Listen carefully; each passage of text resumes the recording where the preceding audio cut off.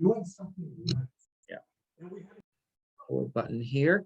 Good afternoon, everybody. Welcome to Buyer Q&A. And so ultimately, we set this time aside for any buyer-related questions. We held a listing or a seller side Q&A a couple of weeks ago that was, I thought, really really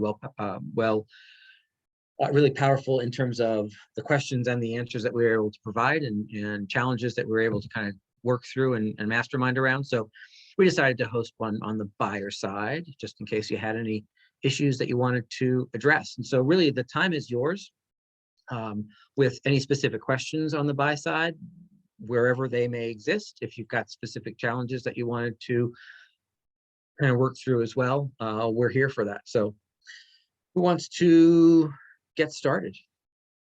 What questions do you have? What do you want to make sure that you leave here with a better understanding of?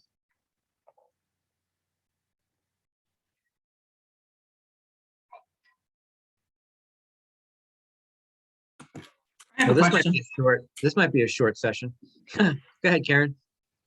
What kind of pushback, if any, are you all getting from attorneys about releasing a mortgage contingency?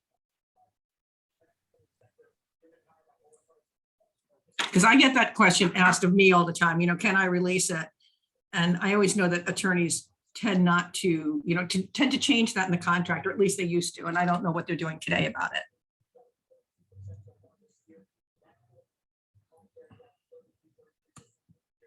Well, okay. So Karen, why don't you just meet me at the diner? We'll go and have a burger, and I'll tell you my answer to that. Because as you know, I waive my mortgage contingency in everything that I buy, and my attorney still asks me the question every time.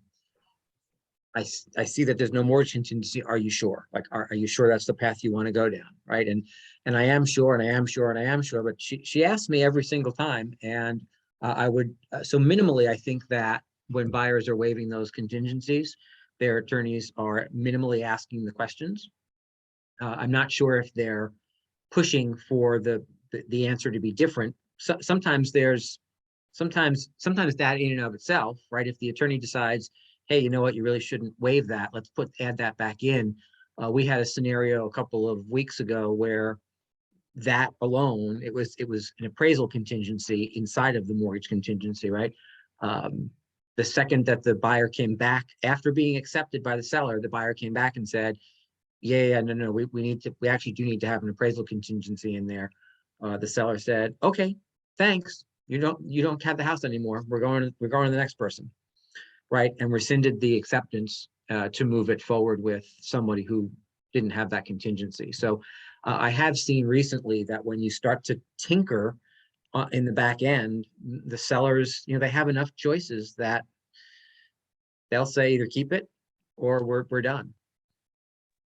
And I will also tell you that the buyer themselves was really twisted about that. I mean, really, really twisted. From the perspective of, they felt like they were entitled to have that contingency in there. And so I only mention that because I think that what we have to make sure we do a really good job of is to help people understand that as buyers, right this very minute, you're not really entitled to anything, right? You have to make decisions about how to win. And for the most part, how to win is sort of unappealing to a lot of buyers. Pay more and risk more. That's kind of the answer to being the winning bid today. Pay more and risk more. Yes, Tama. I have just the opposite that happened on two just yesterday. One is we had the mortgage and appraisal contingency, and the appraisal came in 40 grand less. And because we had that in, my clients are now paying 40 grand less. And the buyers did not go to anybody else. They stayed with my folks. And then in another situation with the same thing, it was only a $10,000 difference, but the seller, we're so far into it, the seller said, okay, we'll take the 10,000 off. So that there's two sides to every story. Yeah, 100%. But I'm also not in, neither one of these houses are in Fairfield County lower, where there is the, I think, more of a competition. You know, we were up in Litchfield in both cases. Yeah, clearly the more competitive the scenario, the more some of these issues start to come up in terms of what the best strategy actually is. Alice. I I have a think similar, today's, oh, sorry. I think today's buyers are feeling so much pressure to get a house I got it. that they're willing to waive anything, whether it's in their best interest or not. One doesn't really know, but it's kind of scary. It's like the wild, wild west. Yeah, it is that. And here's what's cool is that it can be scary and effective at the same time, right? So um, I recently experienced something personally where I don't walk away from many houses. I did walk away from a contract and I was buying two properties from the same seller. And I inspected both of them and I walked away on one of them because of some issues that were just, had it not snowed and had the foundation not been completely covered by snow, I wouldn't have moved forward with this property to begin with. And so it was one of those rare instances where on the tail end, after the snow after I'd bought contracted the property, sent the inspector and the snow melted, had I been able to see what the inspector saw up front, I wouldn't have pushed forward. That being said, I'm not sure if it was retribution or whatever. The second contract that I had with that same seller, because we were in that 5-day attorney review period, as I told you, I typically do my inspections within that 5-day attorney review period because I waive the inspection contingency, but I keep the attorney review period. I just do the inspection within the 5 days so that I still have an opportunity to cancel the contract based on inspections by utilizing the attorney review contingency. They came back to me and said, we accept your rescission. Please note we're counter rescissioning the other property. So I got to lose both of them. And I really wanted the one that I didn't withdraw on, but they didn't, so again, there's stuff going on that, you just kind of, I was unhappy for an hour and then I got over it and moved on. But the idea of really understand the mechanics, because what I said to the listing agent was, I could well have waited long enough to withdraw from the one where my notice for withdrawal from the one property would have been within the time period, and it wouldn't have allowed your seller to withdraw from the other one, because I could have waited. So I didn't do that in good faith. As soon as I knew that there was an issue with that one, I came to you and withdrew. That didn't help me stay involved in the other one. So, Ronnie. Yeah, am I on mute? Yeah, Tamara, is Tamara still on? It was interesting. Is she still on, Tamara? You mentioned Litchfield. I had a situation as well where basically the property has been on for quite a while. The seller, basically just has his price in mind and he doesn't care if he waits. He just wants that price and he's not willing to do, he didn't accept the offer and he's not willing to, even if the inspections show anything. So it's just an interesting thing. Like you said, it depends who you get, and the buyer, anybody can, the seller can do that. I mean, I think it's a strange, way if you've been on the market for that long, but in the case, like you say, my buyers have to decide either they, want it at that cost or they don't. I mean, that's really the decision that's left. There's nothing, some people you just can't negotiate with. Correct. And properties that are on the market for lengthy periods of time, no one's going to like when I say this, and yet I have an opinion about why are we then on the listing, like when you're the listing agent of a property that's been on for God knows how long, clearly positioned way outside of what reality is, right? Why are you still the listing agent on that property? Oh, it's a weird story, but between the listing agent and the seller, it's. Right, but it's my point is, right, my Yeah. point is, as an industry, we allow those things to happen Right, by right. staying plugged into sellers, because we look at that as, well, you never know. Like maybe if some miracle will happen and someone Mhm. will pay that much money, and you know that's not the case. So you stay involved because we have that's that like scarcity mindset crawling in, saying, well, you know what, it's the only listing I have, so I better stay attached to it instead of dumping it. That's why I still vote for 60-day listing agreements, right? You get me for 60 days. If the house isn't sold in 60 days, I'm out. I'm moving on to somebody else, right? But instead, we beg and beg and beg for extensions on properties that will never sell. And so as an industry, then we perpetuate the seller's indignance about, this is what I want, and I'll okay, well, clearly the industry is supporting you Right. on it, because no one's, at some point, that seller should have to walk around and say, okay, no one will list my property. What do I do now? Exactly. But that will never happen until we as an industry change the way we Right. think about being listing agents. Yeah. What else? What else is going on from a buyer side that would be helpful to discuss? What questions do you have? What scenarios do you want to solve? I have a lot of questions. I'm curious from a buyer's side, when you get buyers who, the impression I get is like their relationship with their lawyer is their relationship. And it's weird because then if the things get discussed and then I'm kind of like the messenger. Do you know what I'm saying? That's how I felt a little bit. Like, we're going to discuss it. Then I get, the contract or the writer or something. They did it backwards, actually, because I know how lots of times offers are made and then the attorneys, after the offer is accepted, the attorneys get involved. This was kind of done a little bit backwards. So my point being, how do you explain, which I did, to a buyer, I guess, our role in the process, that we're a team in some ways. Do you know what I'm saying or no? You're a team in all ways. Yeah, I mean, yes. Yeah. And I think the answer to that goes all the way back. I know people get tired of me having the same answer to so many questions, but my answer to that is, are we communicating at a high level and delivering that message at Step A. the buyer consultation? Yeah. Right. So do they understand the process? Do they understand why you're an important part of that process? Right. If I hear that sometimes where it's like, I got cut out once the attorney got involved.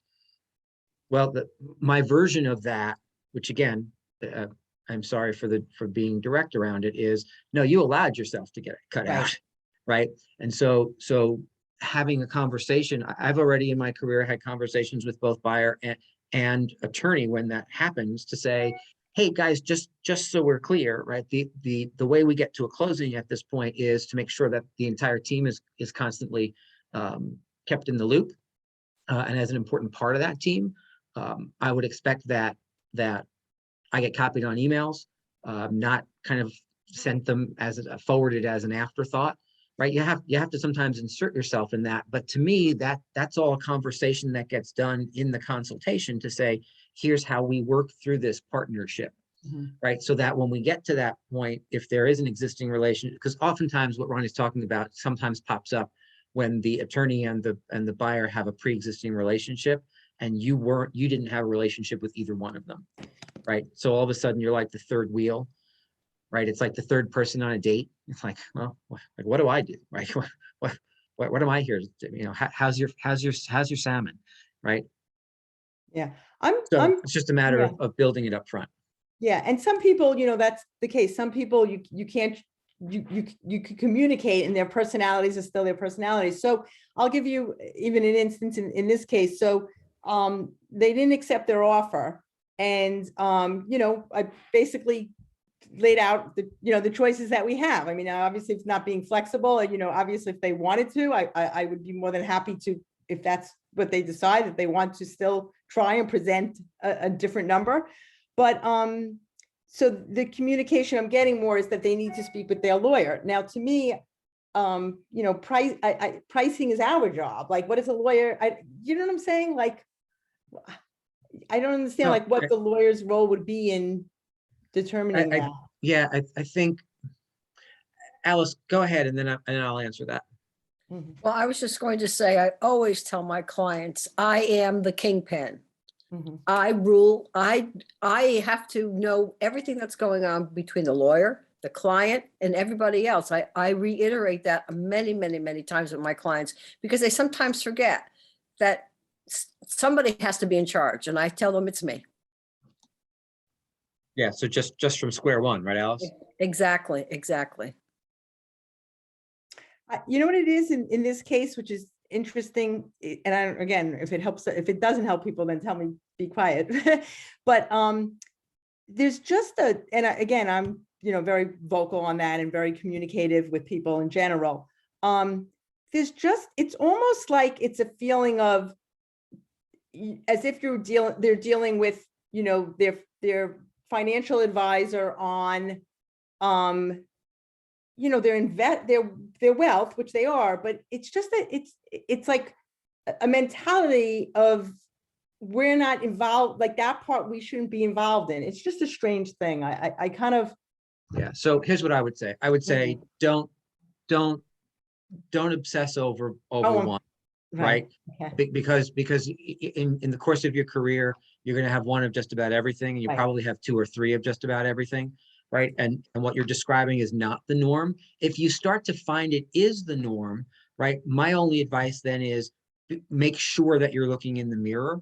If you find that buyer after buyer after buyer seems to be kind of distancing themselves from your advice or from your including you in conversations, well, then it's probably you, right? If the common denominator is you, then it's probably you.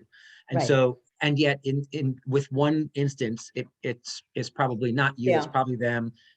And as long as we get to the closing table, right? So the older I get, the more I recognize, like, okay, is it nice when I'm in control of everything? Yes. Do I prefer that? Yes. Does it happen every single time the same way? No. And so are there times where I'm in control of less? Sure. And is that more than oftentimes okay too? Sure. Right. As long as we're all pointed in the same direction and getting to that closing table, you know, what I'll continue to do is offer services and offer services and offer services. How can I help? How can I help? How can I help? And if the answer is you can't, well, then great. I'll see you at the closing table, but I'm still going to maintain the communication. Right. Right. That's not an opportunity to check out. You got to just still be maintaining and just recognize that. And so this is also a great conversation around where your natural behavioral styles come into play, right? There are some of you on this call who, if a buyer was not including you, you take it really personally, right? The high I's and the high S's on the call, you guys tend to take things more personally than the high D's and the high C's. So you need to know yourself. You need to understand your own behavior and recognize that, again, unless there's a pattern there, and it might be you, if there's not a pattern, generally speaking, you're just, don't take it personally. Have a policy, set things in place, and recognize that nothing works 100% of the time. Okay, what else on the buy side? Let's burn a hole in your brain. Do you think that a buyer has more advantages if the seller comes back to them because the first deal didn't work? Like my buyer said, Karen, should I release my mortgage contingency? Which I immediately said, and Alice, you'll appreciate this, speak to your realtor, they're negotiating for you. So that was my response, but I'm just wondering what you all think. Yeah, I love that response, first of all, right? Because we each do have a lane, right? It's just like if someone came to me and a buyer came to me and said, you know, how do we handle this this condition that came from the lender? Like, that's a great question. Have you spoken to Karen or Carissa about that? Right? Because they're the ones who need to help you in that arena. if they need me to help you, they'll certainly reach out to me. If not, that's a communication that really needs to go there. Hey, let's get them on the phone right now. Right? Make those connections. What was the first part of your question, Karen? First part is, so what do you think as selling agents, does the now the second buyer really have a little bit more negotiating power and maybe doesn't have to release that contingency? I mean, he's in a perfect position. He can, but what do you think? Because I really didn't know what you would do. Anybody have a thought on that?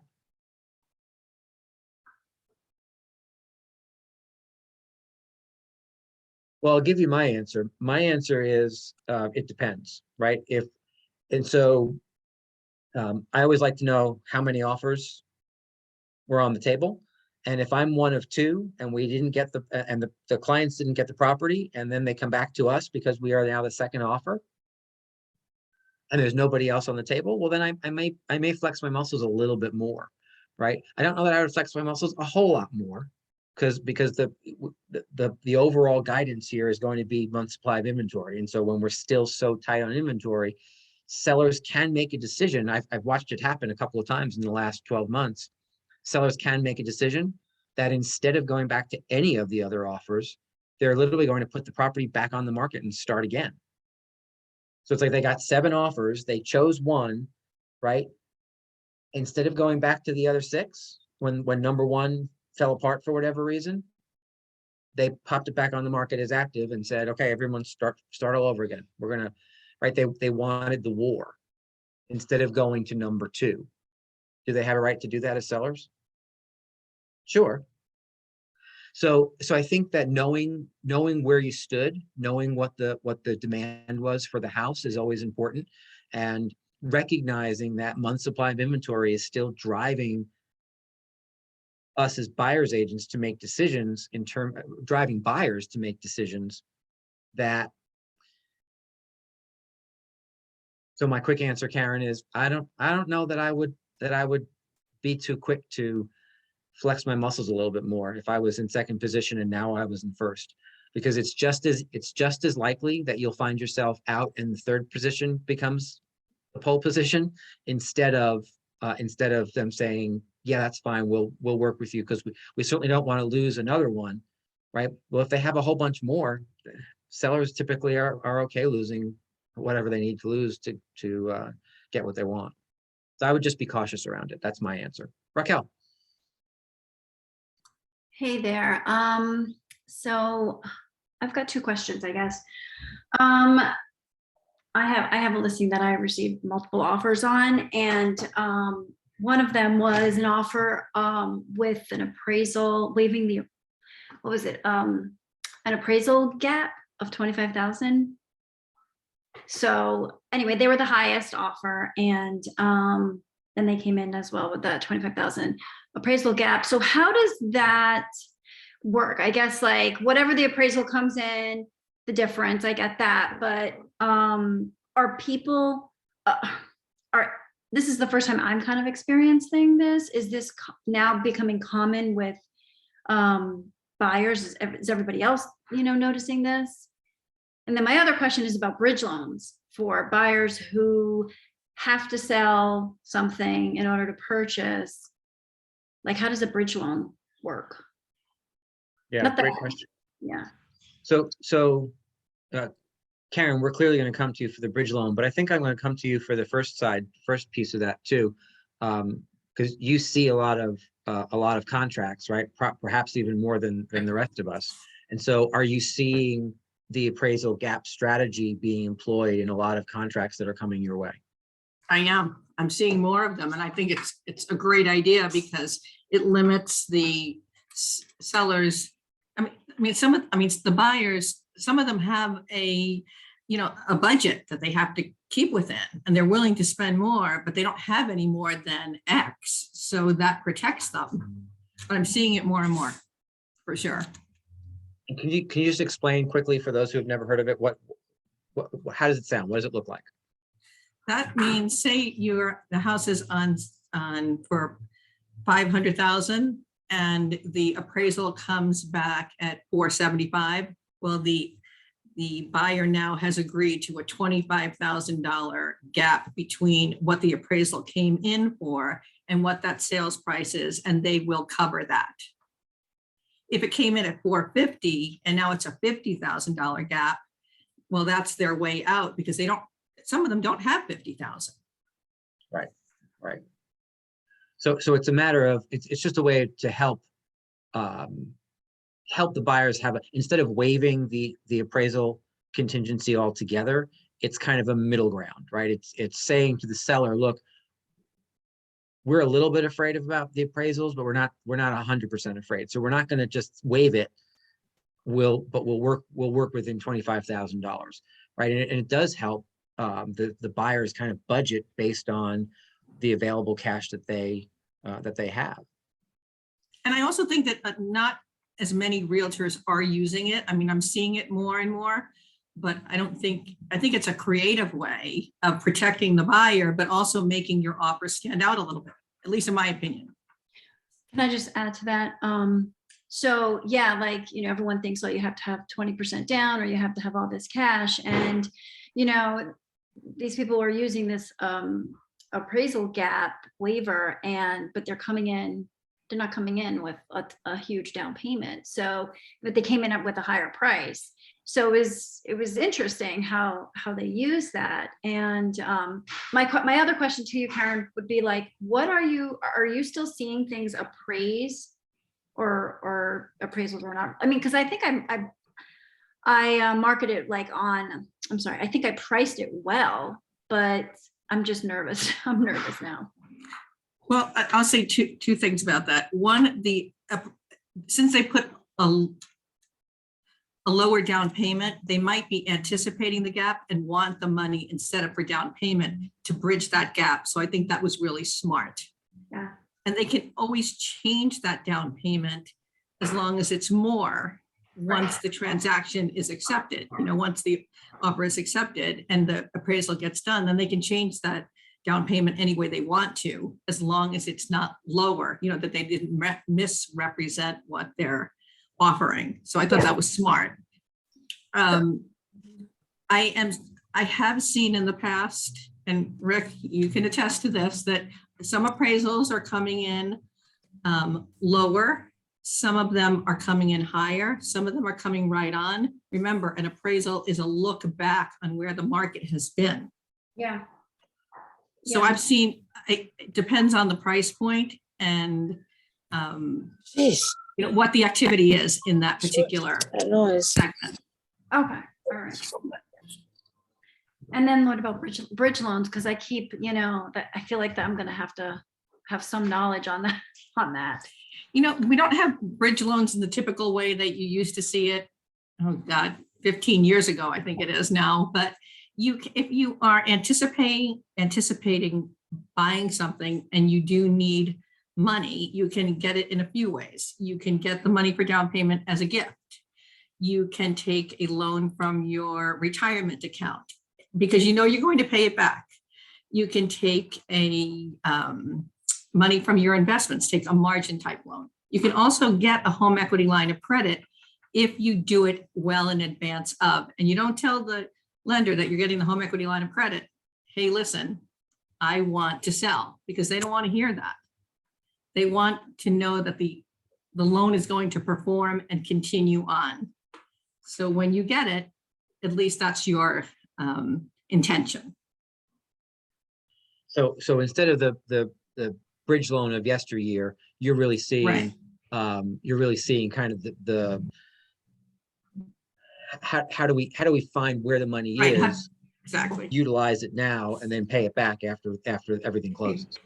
And it's fine to borrow from your 401k as long as you don't need it tomorrow and you're going to pay it back. Or you can take a loan from your 401k. Yeah. Or you could just put less down. And I know that sometimes doesn't give the most attractive offer, but I think in certain price points, less down is acceptable because it's a first-time home buyer situation, or somebody retiring, or they just don't want to put any more down, or they don't have it. So you haven't heard, you haven't heard anything about like knock.com?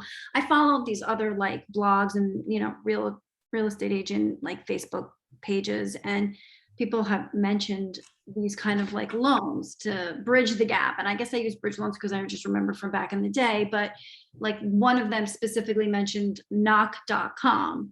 And, so I mean, I don't know if you are aware, I was just wondering, because I think that's somewhat similar to a bridge loan. How do you spell that? knock.com. I will look that up. I don't know that. Honestly, I don't. But I'll look it up right now. And remember, you see a lot of, some of it is hard money out there that people are bridging with, and it's very expensive. So be careful. There's a lot of money associated with getting some of those loans. Nothing's for free. Right, right. I was just No curious free if it's like, so you have a lender that you're gonna get your mortgage with, and I guess it's another loan through another lender. I guess it was to cover that difference. I don't know. Okay, I just was like wondering, so, I'll look it up, okay. and I'll definitely get back to you if I hear more about it. But I don't have anybody who's doing, bridge loans like we used to. I had some local banks who used to do them way back in the day. While we're on appraisals, I want to just mention, we were having a conversation on the 9 o'clock call a week or two ago, and someone was asking about a scenario where, the property appraised for, $10,000 less. And there was this whole, drama around the buyer freaking out that the property appraised for $10,000 less. And we were the conversation that was being had, not necessarily with me, was about how to solve that issue. And like a crazy person in the chat, I kept saying, just buy the house, like just buy the house. Well, why are we getting so creative? Just buy the house. It's a $10,000 gap. Now, here's why I make that point. Because at some point somebody came back to me and said, well, what if they don't have the extra $10,000? And here's my answer to that. My answer to that is, why on earth are our buyers maxing themselves out and buying the absolute top tier of what they can afford, that they don't have an extra $10,000 to close an appraisal gap? Right? See, that to me it should be part of our consultation. Like where is your comfort level in terms of purchasing? Like Karen said that you are qualifiable for 575.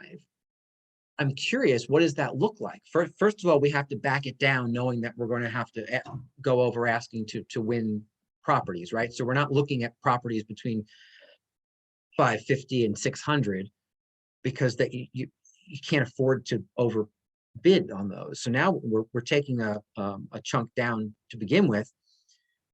What if we're also having conversations around, look, there's also an appraisal issue that may pop up, right? And so let's bank some money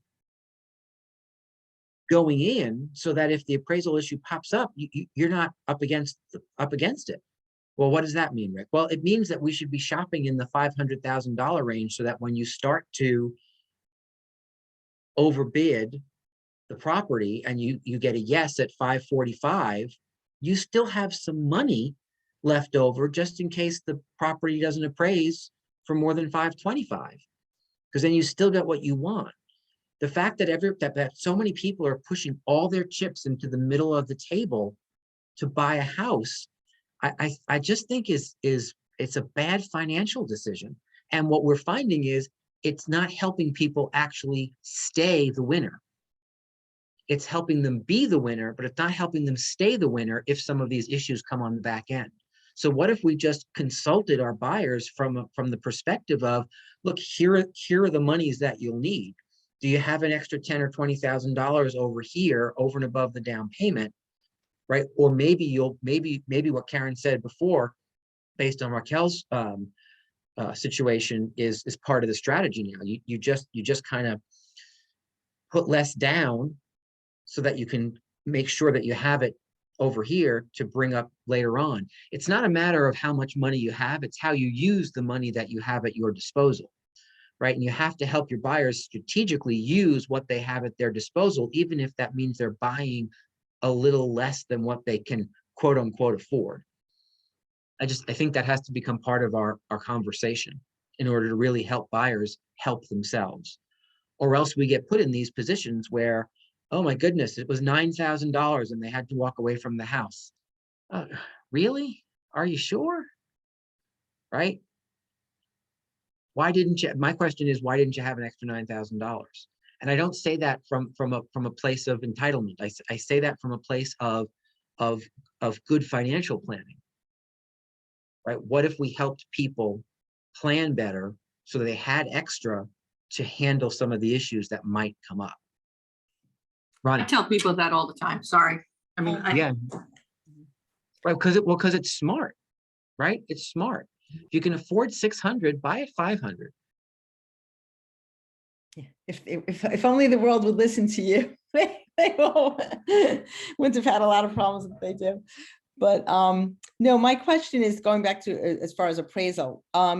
It's interesting because even I always think of what you talk about. I think it was about your house in Ridgefield, how whatever the price was, is that, some people were saying you were overpaying or whatever, but it was what you wanted. So, and that's how I feel with these people. If it's what you want, regardless of what, what he wants to do and not do, is it worth it to you? And if you really want it, then that's really, to go with that. And again, if you could afford it.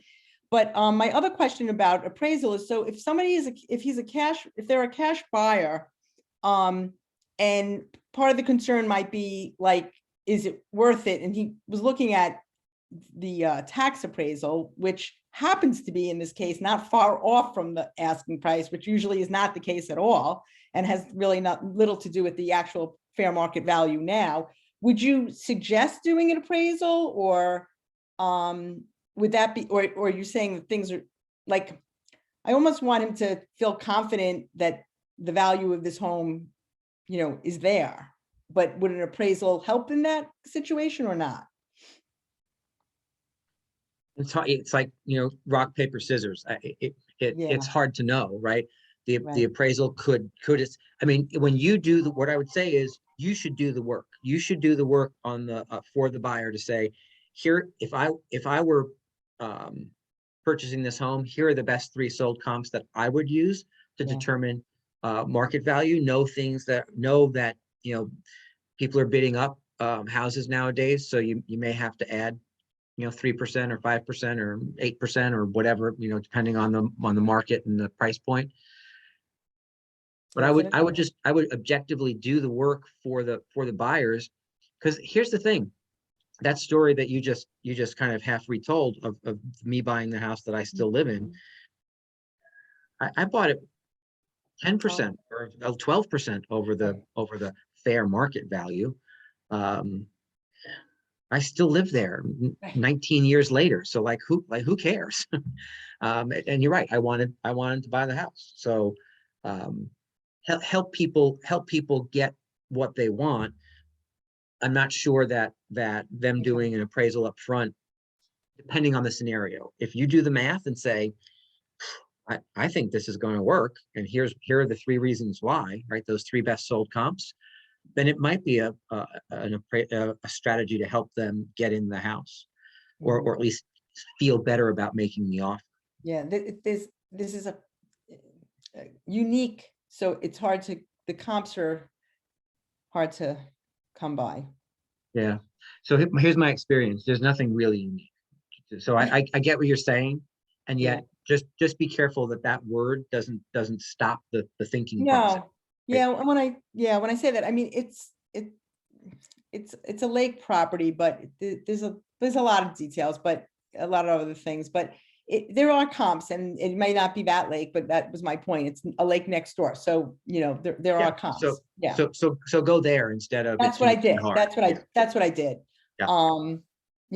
Yeah, I agree. I'm just trying to think outside the box of, giving them as much as I can to make them feel, good about their decision either way. Yeah. And at some point, they have to actually decide. Right. So, Exactly. so at some point it gets pushed on them. Yeah, thank you, Karen. I didn't think that knock was available locally just yet. I think they're a West Coast expansion. And south. Yeah. It's also What not else? by the way, the knock. I think knock ultimately is a version of iBuyers, and so the good news is you don't have to worry about it.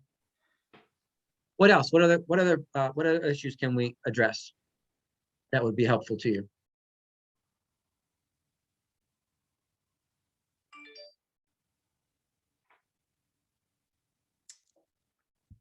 Nope, no one. I Going have, once? I Yeah, have Ronnie. I have another question. Yeah, and maybe part of me, like, you've been in, I haven't personally, but I know everyone's been in a market where there's multiple bids and all of that, and you have buyers. So my point is, sometimes buyers, want to look as, the realtor is the reason things aren't working, or they didn't get the house, or the realtor, obviously got to get their trust. But I'm wondering, does that happen a lot with, have people experienced that in these things, is that they're looking to blame someone, or just even the market's so hard, like even the listings, there's not a lot of listings. So, you expect your realtor to give you all this, show you all these places. And let's say they're, the places are here where they want to see more, but there's not more there. So all those kind of things. I'm just asking, how do people best communicate? I guess you just communicate it, but you know what I'm saying? I'm just, I guess I'm taking a scenario of what I'm feeling a little from this scenario. Yeah. So here's the thing. It all goes back to the consultation, Okay. right? You've got to help them understand what they're getting into, what it looks like, and not be afraid when they say, well, we want to see more properties, and say something to the effect of, yeah, me too. Right. Unfortunately, I'm knitting them as fast as I possibly can. I just can't Right. knit any faster. Right. The simple reality is what it is, right? There are things you have control over, and there are things you simply don't have control Right. over. Helping clients understand that is not bad customer service. It's just Oh, helping them understand it.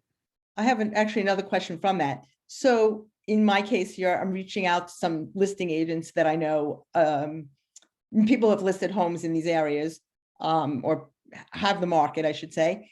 And then they're saying to me, I kind of just gave the criteria, well, what's their price range, or how much, what do they want to spend? Which I feel like, obviously range is one thing, but I don't want to give away my buyers, what they'll pay for something. So I gave them all the criteria. They're looking for, an X, bedroom, size property, blah, blah, blah. They're aware of the comps. But I'm saying, I would feel weird giving them a number, or I feel like I shouldn't give them a number. Is that correct? Would you agree? What I would say is that answer lies in a conversation between you and your buyers. Mhm. Right. So Mr. and Mrs. Buyer, one of the things that I'm doing is reaching out to listing agent friends that I have. I'd like to kind of outline for them what you're looking for. And one of the questions that will absolutely be asked is kind of, what's that price range? How would you like me to describe that? Okay. Right. As long as they give you the okay on that, then Yeah. then they go and probably use it. won't, but okay, because that's what I'm feeling from them. So I try to just scoot the actual number by giving the criteria. Yeah, well, and let's be clear, right? So if it's a 4-bedroom, 2.5-bath colonial on an acre in a certain town, well, if they're interested in spending in the 4s, well, that doesn't exist, right? Exactly. And Well, that was so my point. if they're interested in spending in the 6s, and you have 4-bedroom, 2.5-bath colonials, Right. and you're talking to listing agents, say, yeah, likely in the 6s is going to work for them for this particular piece of inventory. I don't. Again, Right. I would always clear it, but I don't think that's Mhm. showing cards. Right. People have, It they're is. gonna, if they're getting a mortgage, Karen's going to say they're pre-approved up to a certain number anyway. So it's Exactly. all written right there anyway. Okay. Trying to think what else with buyers. Yeah. So Brett asks, has anyone dealt with buyers that totally appeared completely on the up and up and turned out to be scammers? They absolutely exist. They absolutely exist. Vet people, make sure that this is where having a comprehensive buyer consultation, right? most people who are not really interested in buying a house are also uninterested in wasting time with things that don't seem to progress or put forward their ultimate goal. And if it's a matter of scammers, right? Their ultimate goal, understand that scammers on the buy side, their ultimate goal is to be able to write you a 1% check, right? Does everyone understand how most of the buyer scams work? Their goal is to get to a point where they can write you a 1% check because they're used to those 1% checks going to the brokerage. And then 24 hours later, all of a sudden they change their mind and they want their money immediately. I need you to write me a check and have it returned to me immediately. I'll even come pick it up. And while the brokerage is writing a check 48 hours later, the check that they wrote is bouncing, but that doesn't show up for a couple of days. And then they have money that they never actually gave you, right? We never had that issue because personal checks in our world, 7 days, we do not release the money, 7 days, whether it's a commission or when we accepted the 1% payments, we just had rules to protect ourselves around that, right? However, not everybody has rules, and that's the scam. If you're wondering what that looks like, do they still happen? Yes. Here's the other thing I can tell you: 99.7% of the time, the person on the other end of the email that wants to buy a property from you sight unseen is not a real buyer. Just push delete and go and find somebody real, right? It ranks up there with the Nigerian prince who wants to give you all their money, right? It's just not real. And so be careful that you're not falling into the trap of spending precious time with people who, right? Nobody in California buys a single family house in Bethel sight unseen. Like they don't do that. So be careful. Now, again, somebody on this call will unmute and say, well, Rick, that's not true. One time, this one thing happened to me. Yes, I get it. That's the 0.3%. That's why I said 99.7%. Is there every once in a while? My question to you is this: are you going to spend your time chasing that 0.3%? Spend the same time lead generating for real buyers or real sellers and make money that way. It's a matter of how you spend your time. Anywho, I hope that answers that, Brett. They're definitely out there. You do have to be concerned about it.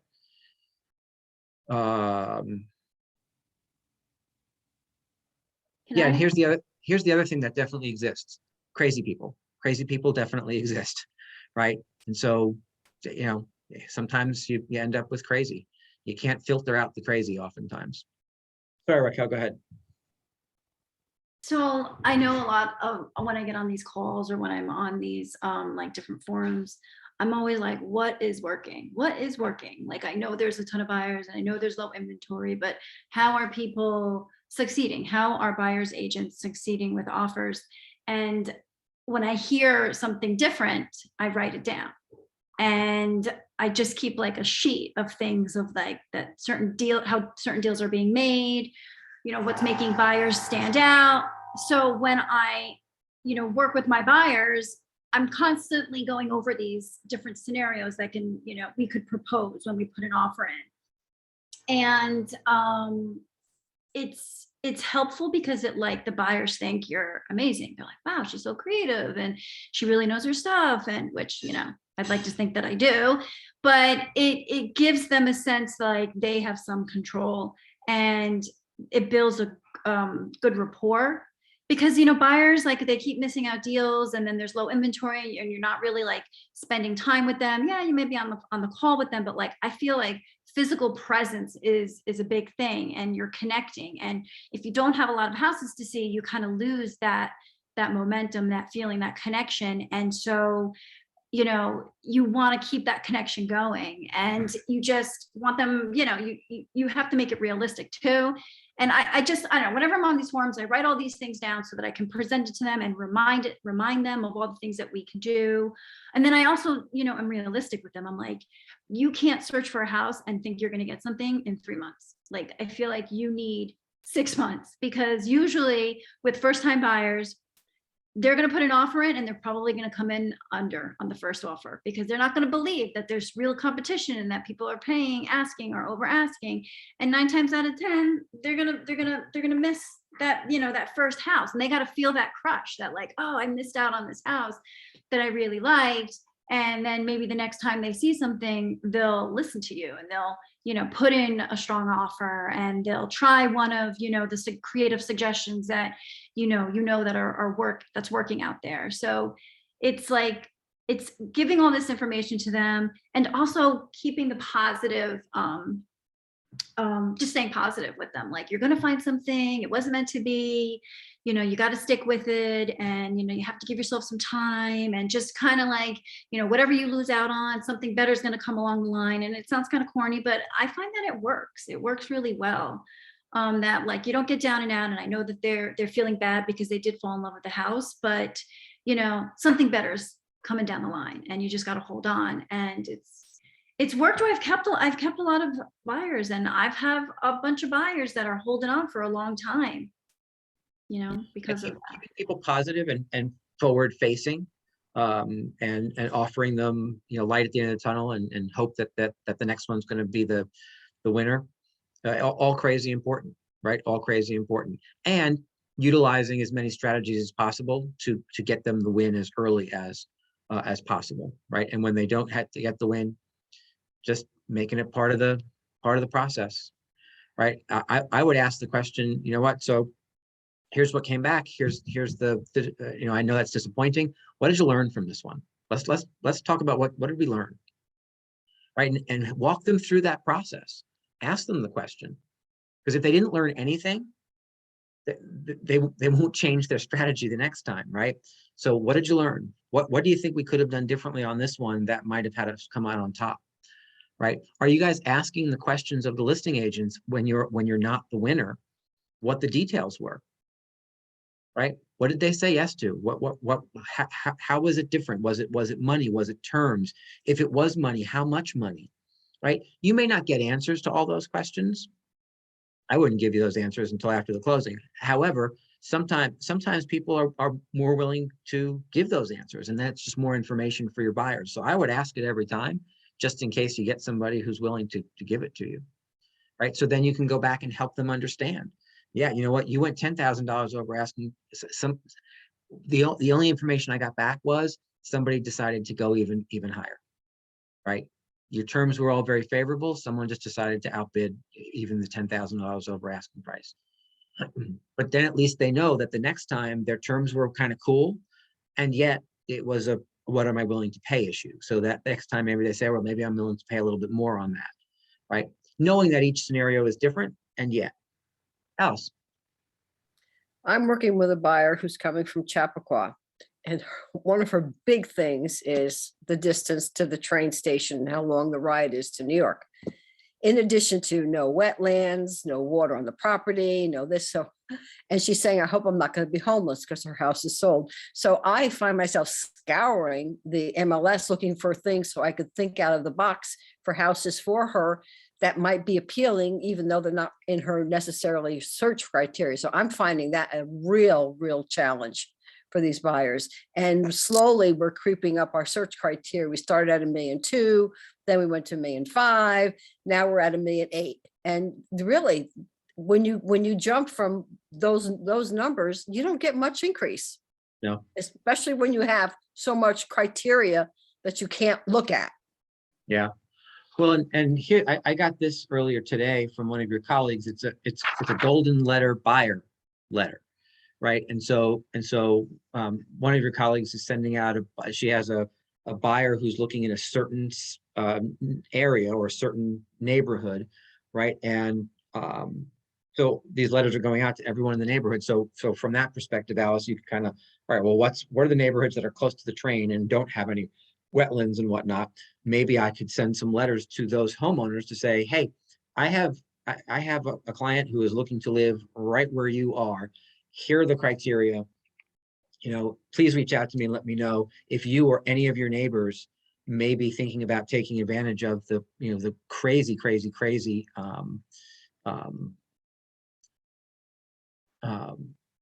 market conditions today that are so crazy beneficial to sellers.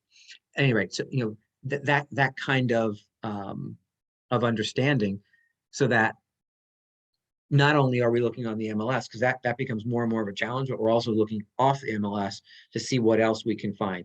And people always ask me, well, how do you convince people to list with you and sell it to the buyers? You know what? Sometimes you don't. Sometimes you do. Sometimes the sellers want representation as well, and sometimes they don't. Remember, you're not necessarily looking for a listing. You're looking for a house to sell to your buyers, right? And those are two different things. If you can also flip it and earn something on the list side, great. If you're unable to do so, and the seller's like, look, I'm going to have my attorney handle this, well, I consider that a win, right? You just found $1.7 million a house for buyers that wasn't on the market, that they think you're awesome. The sellers are winning as well. You can contact the seller, say, okay, where are you going? Let me help you find something. Catch them on the buy side, right? So don't always make it about another listing. Make it about inventory for your buyers. And I love that. I love that concept of either calling through or sending letters to areas that meet those criteria to see what else we have. What else, Ronnie? I'm not too sure if this is the question that I was going to ask, but thought of something else. I'm just curious, in a case where the seller, the seller is not very helpful, not going to be, doesn't fill out the disclosures, not going to pay for anything. Oh no, this is my question. Now I got it. So in the case of, I know that a seller does not have to remove an underground oil tank, obviously, if it's not leaking or they think it's fine. But if an inspection is done from us, let's say, does that go to DEP, or will that then listing agent have to report that as a material fact if it is contaminated? And then would the seller have to remove it, or is it, if it's right? So remember, so there's very few instances of a seller has to do anything. Oh, right? really? So Okay. so if there's contamination of the soil, Yeah. and you as the listing agent now know that there's contamination of the soil, that is a material fact. And even if the seller chooses not to disclose it, you have a responsibility to do so. That's one of those scenarios where the conversation with the seller is, all right, the wheel of misfortune just kind of landed on your property address. You're going to have very few buyers who are willing to purchase the property knowing there's contamination there, because it could be $100,000 issue. Okay. See, because Plus, when I Googled it, I thought maybe I misunderstood. I thought it said that the seller has to remove it if there is a okay, contamination. the internet is very black and white, and that's not Okay. the way the world works, right? Okay. Might there be in certain I municipalities understand what you're saying. something on the books that has the town then come back and say, look, we understand this is a problem. We think it might be contaminating the groundwater for 5 different neighbors, and we're going to Right. push you to take. There might be some local Of course. stuff, but Mhm. again, there's not just an automatic trigger of Mhm. you have to do stuff. Now, also remember that underground oil tanks and leaking underground oil tanks, if known to the lender, could create financing issues, Mhm. right? As a cash Just deal. like busted septics or larger issues like that, where if the lender happens to find out via the appraisal, or if it's happened to be mentioned in the contract, God forbid, right? Now all of a sudden the lender is on notice, and until that's corrected in a way that is acceptable to the lender, the financing does not move forward. So there are some levers that one can use with sellers who are reluctant to address issues, Mhm. right? I use that as a selling point because my person's paying cash, and that's what I'm trying to say. A listing agent, if you get somebody and they have a mortgage, this is not going to even be, this is going to be a deal breaker. Where here, my buyers are willing to test it and do what they need to, and you don't have to worry about that. It didn't help. Just always remember the be careful about language that makes things sound like a certainty, right? Okay. Always learn really clearly how to speak like an attorney. Mhm. You have to say things like it may be a deal breaker. Right. They may be required by some Yeah, which is what I did. If I didn't now, I did. I didn't, Yeah, just so I just always like to remind everybody of and that, I'm glad you do. Mhm. because it's those kinds of things can come back to bite us, because people hear us the way we speak. Mhm. And sometimes that language of the kind of black and white language of, yes, this is the rule, no, that's not the rule. Right. That's why half the time my answer when you guys ask me a question is it depends, right? Mhm. Because there's lots of different answers to the question. It depends on the scenario, it depends on the who, it depends on what who's trying to get to what outcome, right? It depends on sometimes the time of year, or the day of the week, or who's in office, and like there's just so many different Variables, yeah. variables that the answer can be different. All right, guys, it's 2:01. I hope this was a useful way to spend an hour of your time to get us moving in the direction of closing more buyers. Do remember that the biggest issue that most buyers have today is inventory. So one of the best ways you can help your buyer is find them more inventory. And tomorrow at 1 o'clock, we are going to spend an hour working through activities and ideas to continue to do that, find more inventory. What are you doing out of the box to find more inventory? So tune back in tomorrow if you're interested in that. I'll see some of you at 4 o'clock today. And if not, I'll see you tomorrow at 9. See ya. Bye. Thank you.